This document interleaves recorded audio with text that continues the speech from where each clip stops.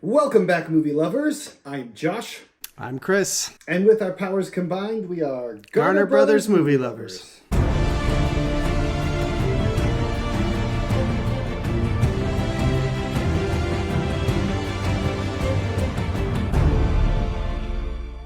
How's everything going in the land of Iowa? It's so cold here. Yeah.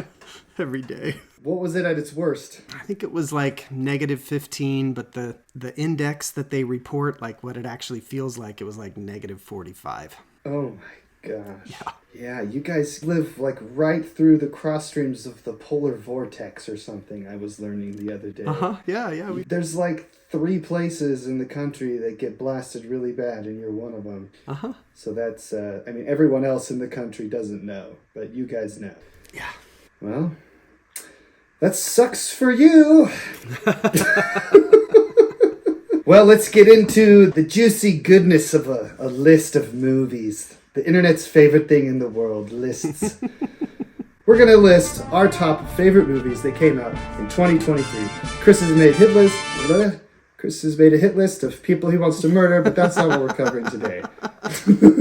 Chris has made his list, and I have made mine. We will go through it from lowest to highest. This is kind of a disclaimer. If you're new to the channel, we don't particularly enjoy overly gruesome, overly sexual, we're not into that stuff. I don't like watching it, so we don't. So there's probably a lot of movies on here that you'll think, holy crap, how is the best movie of the year not on your list? The movies that are being lauded as the best films of the year by most of the rest of the world this year are movies that we chose not to watch because of some content that it had in it. So our list is going to look very different than most critics' lists. Yeah, so this list is probably inferior to every other list on the internet because we've missed a lot of movies. And you'd ask probably, why do you have a channel where you review movies, but you don't see half of them that come out every year? And I would say, good question. Do you have any honorable mentions? Okay, I got a couple. Wonka, I thought was pretty good. I think Paul King is a great director, a fun storyteller, and he makes the kinds of movies that I like to watch with my family. What is your third favorite movie of all time? Paddington 2. What? I cried through the entire thing and made me want to be a better man. Few moments later. Paddington 2 is incredible. I've told you. I have one that's similar as a family-friendly film I watch with my kids called The Velveteen Rabbit, based off of the famous book. Mm-hmm. And it's kind of a wonderful little family movie that was fun to watch, but not quite a top 10 movie. So, did you have any other honorable mentions? Okay, so I'm going to throw a couple into this just because so many people disliked them, but I actually enjoyed them quite a bit. One of mine is Indiana Jones 5.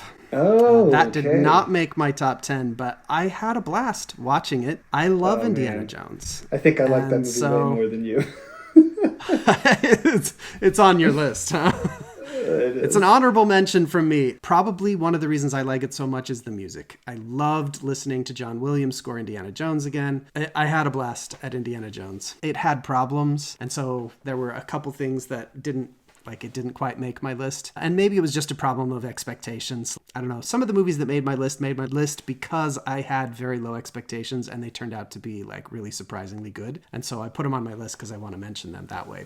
But Indiana Jones, I may have actually enjoyed more than some of the movies on my list that I'm going to mention. Oh, what?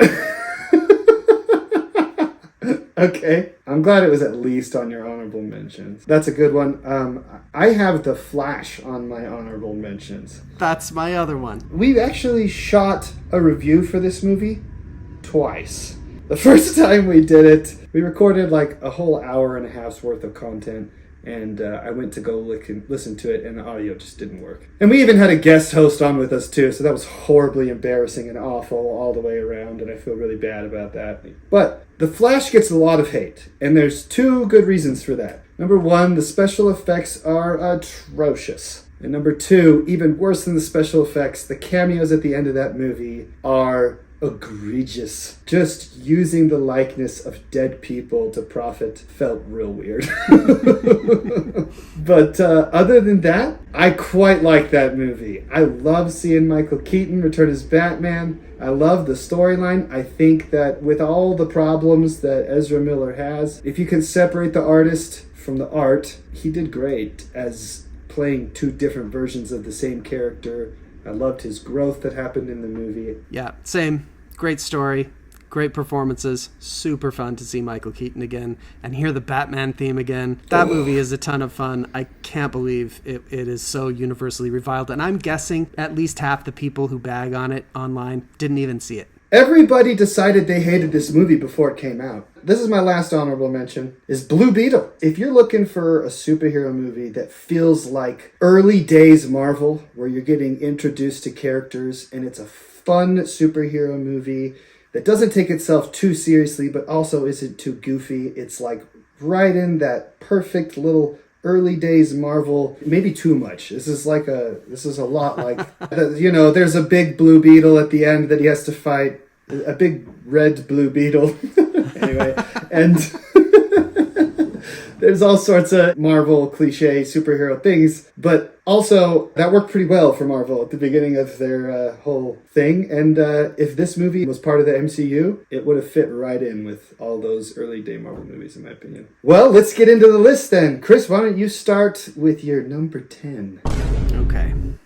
This is one of those movies that I expected very little of, and when I watched it, I was surprised at how much I enjoyed it. It's Gran Turismo. Did you even see it? That is on your top 10 list. No, it looks so dumb. The preview looked not good to me. I put it off until it was on streaming and it was free, and I was like, okay, let me just try this. And I was surprised at how much I enjoyed it. In fact, the racing scenes themselves are thrilling. It is actually really, really fun.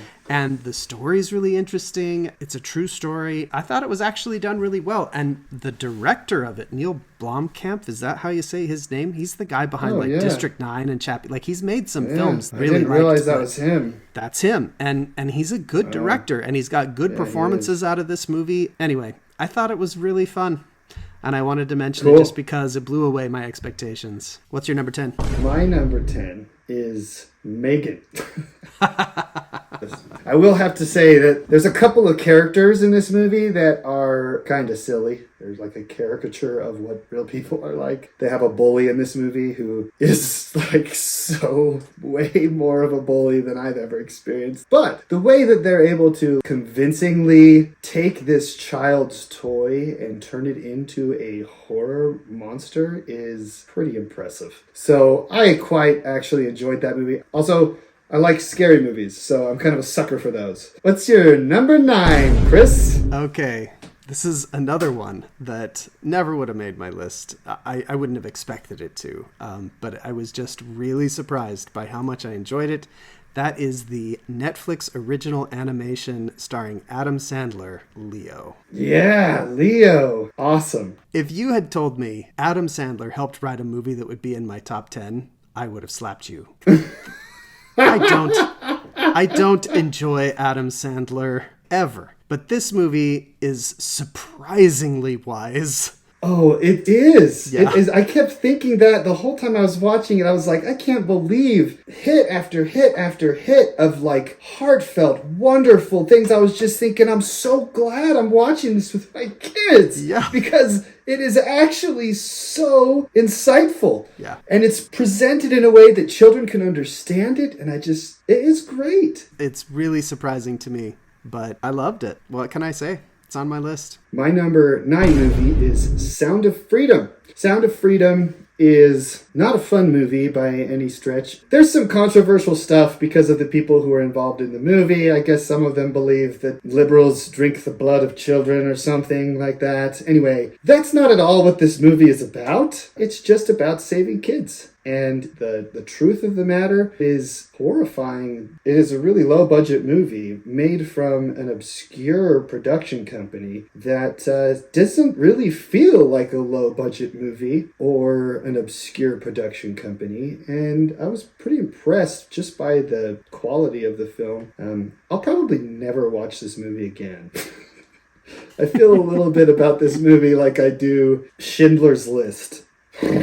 And it had a fascinating marketing technique. There's been a lot of those this year. Strange situations around movies that were really successful. This movie had a pitch at the end of it. If you enjoyed it and felt it was important for other people to watch, you could go to their website and purchase a ticket for someone else to see so they could view it for free. So I actually wonder how much money this movie made that was just people basically donating money that never got cashed out. Could be. Yeah, it was an extremely successful marketing campaign. That movie made a ton of money. All right, so what's your number 8? Number 8 is Guardians of the Galaxy Volume 3. Oh, the grossest movie of the MCU.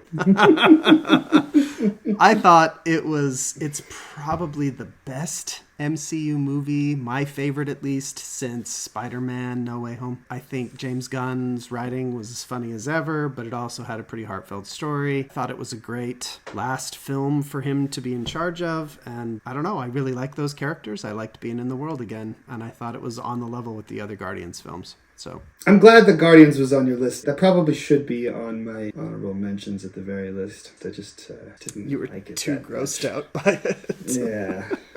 My number 8 is Indiana Jones and the Dial of Destiny. Very good. So fun. You can check out our review. I don't need to embellish any more on this movie than we already have. But I love this movie. I think it is the 3rd best Indiana Jones movie. All right, what's your number? Are we on 7 now? My number 7 is a Prime original called A Million Miles Away, starring Michael Pena. Did you see this? Never even heard of it. It didn't make big waves, but it's the true story of a kid who moves to the United States with his migrant farmer parents and decides he wants to become an astronaut. The movie chronicles his decades-long journey to trying to become qualified to work for NASA. It's just a really interesting film. I've never seen Michael Pena do anything that was this serious. It required a little suspension of disbelief to believe that he was as young as he was supposed to be at some points in the movie, but or to believe that he was like astronaut caliber, but it was really interesting actually and pretty inspiring. I really liked it. Awesome. What's your number 7? My number 7 is Leo. Okay. So I don't need to say anything, but yeah, that's a great movie. What's your number 6? Mission Impossible Dead Reckoning. Nice. It's just a great action movie. That series hasn't made a bad action movie since number 2. It might not be as great as their last few, but it's still a great film, and the whole train sequence at the end is amazing. This movie deserved to do better in theaters than it did. It got totally eclipsed by Barbenheimer, and it didn't deserve to be. I thought it was a great film. Me too. You should all go check that out, and you should check out our review for that movie. My number 6 is Teenage Mutant Ninja Turtles Mutant Mayhem. I never got around to that one. Yeah, this movie's awesome. This is a great movie. This is easily the best Teenage Mutant Ninja Turtles movie ever made. For all of you 90s kids who love those old ones, so do I. But if we're being honest, they are not good. It was like produced and directed and partially written by Seth Rogen. And I guess Seth Rogen has decided to be the savior of all obscure superhero stuff. If it's not DC and it's not Marvel and it's been made and it's successful, Seth Rogen is probably helping make that movie. Anyway, this movie kind of takes some unexpected twists and turns than you've seen in any Ninja Turtles movie before. Also, it's totally awesome animation style. They said that they wanted it to feel like if you were drawing pictures as a kid. I'm a sucker for creative animation styles, and there's been a lot of those lately, inspired from that Spider-Man Into the Spiderverse movie. This falls right into that category. And very good. Chris, what's your number 5? Dungeons and Dragons: Honor Among Thieves. Oh, man. That got bumped all the way down to 5 for you. It did. Dungeons and Dragons was great fun. I'm still ticked that the stupid Mario movie got everybody's attention that came out the week later, and it's such a horrible film. And this one was such a fun film.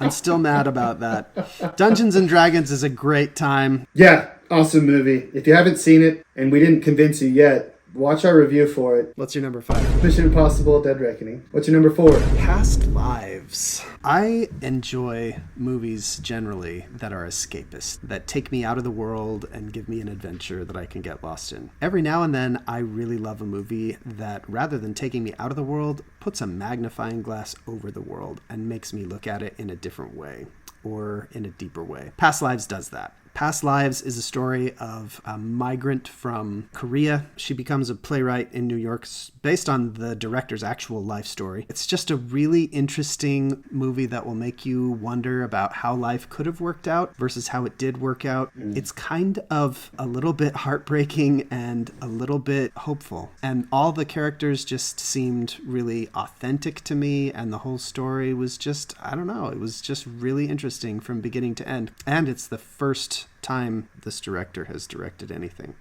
which I think is a super impressive debut. The way you described that kind of reminded me of the way La La Land ends. Oh, I will warn you that if you had a childhood sweetheart that you didn't ever marry, this movie will probably break you. So maybe don't rush off to see it if that's the case. But like, that's what Krista said to me. Like, for those of you that don't know, Krista and I were kind of sweet on each other in high school. And she said, if I had not ended up marrying you and I had seen this movie, it would have been devastating.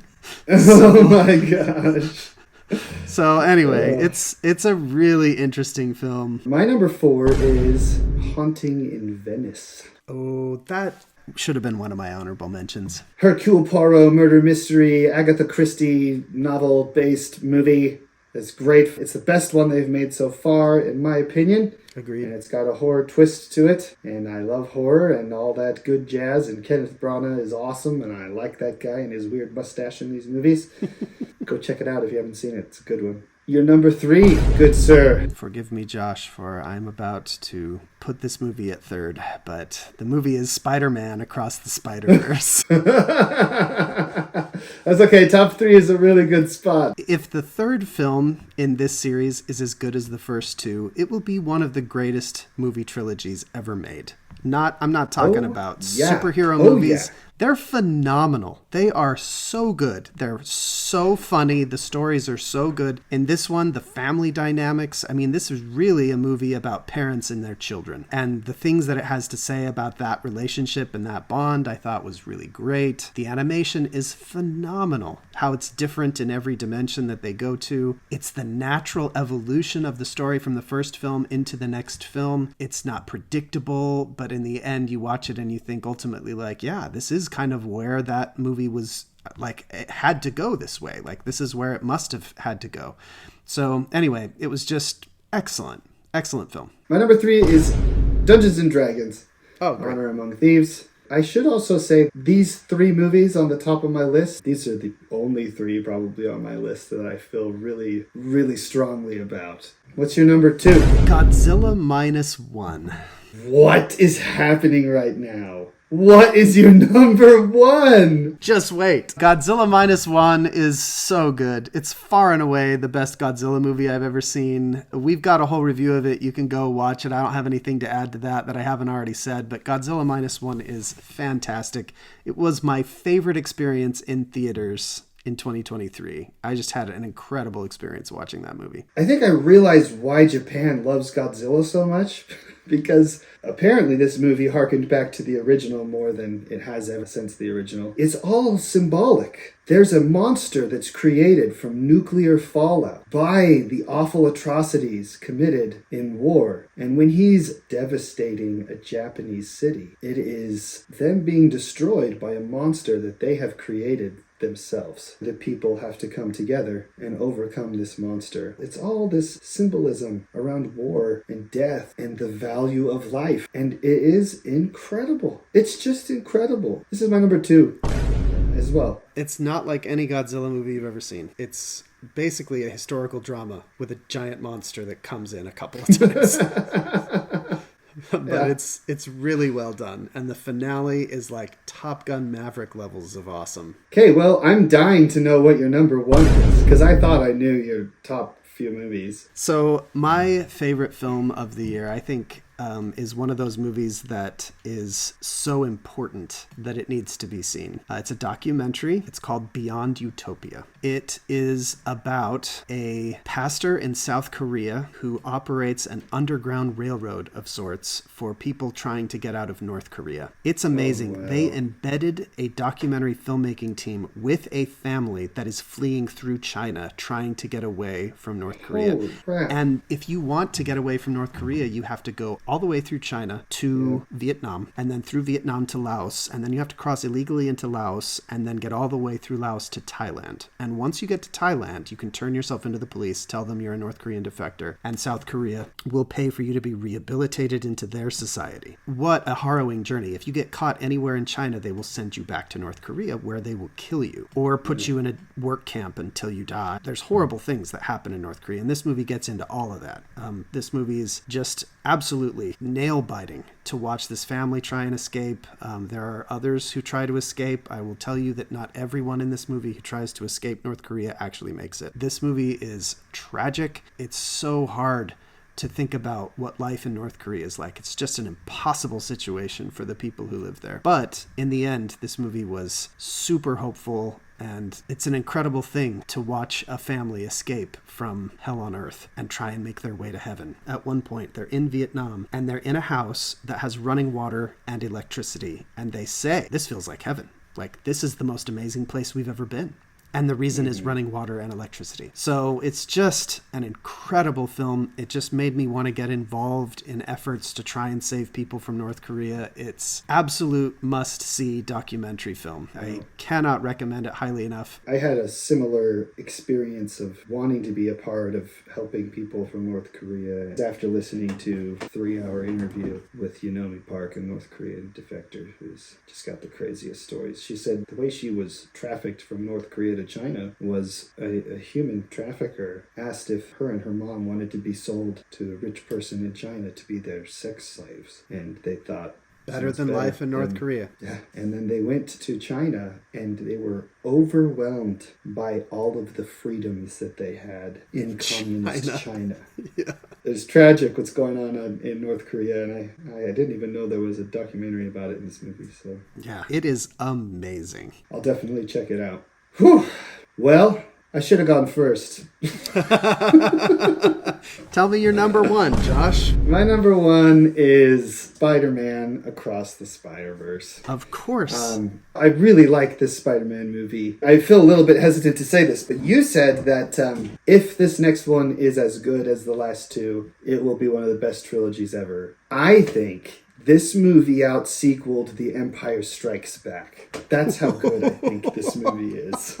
All right? Whoa. The Empire Strikes Back is obviously incredible. It has become the script for how to make a sequel successful. But I have never seen a sequel that the heroic world-saving actions of the first movie ended up creating the conflict of the second movie. It's directly correlated in a way I've never seen in movies before. And when you watch A New Hope and you watch The Empire Strikes Back, I don't think that they're connected in that way. I think that they are two separate individual movies, whereas this feels like they are connected in a really significant way. I agree. The animation style is incredible. And I will just say this, but if you don't already know Phil Lord and Chris Miller, you gotta. They hit it out of the park. Every time. Every single time. Just remember those names. And anytime you see a movie and they're advertising Phil Lord and Chris Miller, go see it, because it